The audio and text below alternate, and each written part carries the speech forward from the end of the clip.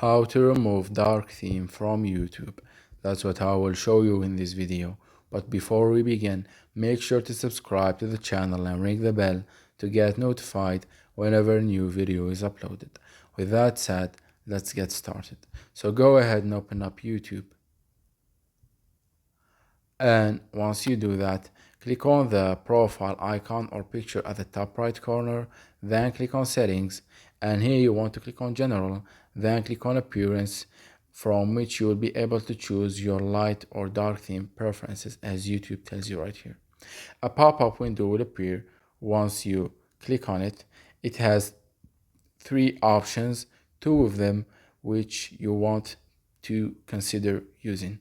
The first one is to use the device theme, which will adapt your device theme to the light or dark mode. But since we want to remove the dark mode completely, we will go with the light theme.